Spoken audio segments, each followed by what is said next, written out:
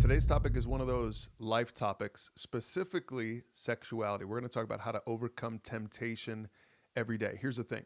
Sexual purity is harder than ever to pursue today. If you're serious about sexual purity, overcoming temptation, keep these two lists. First, the stop this list. See, the Bible doesn't teach us to fight sexual sin.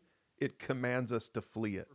In verse 15, Paul says, "Don't you realize that your bodies are actually parts of Christ? Should a man take his body, which is part of Christ, and join it to a prostitute? Never." And so in verse 18, he says, run from sexual sin. Notice he doesn't say fight it. He says run from it, flee from it.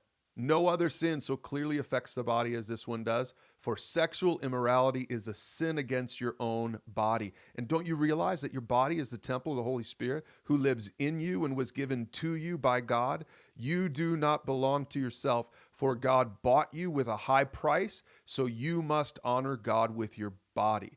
That's why you need to be serious about fighting sexual sin. In a culture where people say, do whatever you want, if you're a follower of Jesus, if you want to honor God, you've got to get serious about it. So if you want to flee from sexual sin, make a stop list. I'll get it started for you. Maybe you say, stop surfing late at night, middle of the day, whatever. For some of you young people, maybe you stop friending the wrong people, those people who tempt you, those people who are drawing you into their web. Maybe you should stop friending them.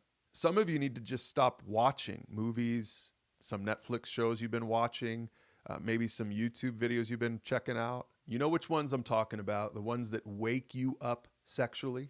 I love this passage from Song of Songs, chapter 2, verse 7. It says, "Promise me, O women of Jerusalem, by the gazelles and wild deer, not to awaken love until the time is right." A lot of temptation is in your life because you're doing things to awaken love, and you just need to stop it. So you need to add some of your own things to this list. What do you need to stop doing in order to pursue purity? And then the second list is the do this list. See, getting rid of bad habits can leave a dangerous void in your daily life. So you need to be sure to intentionally replace the bad habits with the good habits. Jesus taught this in Matthew 12. When an evil spirit leaves a person, it goes into the desert seeking rest but finding none. And then it says, I'm going to return to the person I came from. So it returns and finds its former home empty, swept, and in order. And then the spirit finds 7 other spirits more evil than itself, and they'll all enter the person and live there. And so that person is worse off than before. That will be the experience of this evil generation. Now, here's where I think this relates to our topic today. If you only work on the stop this list, and if you don't fill your head and your heart and your habits with the better stuff, it'll be like this evil spirit leaving and then coming back with 7 of his buddies. So yes, get rid of the bad habits in your life, but then fill the void with the good habits. So those are the 2 lists that you can start working on to overcome sexual temptation every single day. And remember, if you're a follower of Jesus, the Holy Spirit is in you, and you can do this.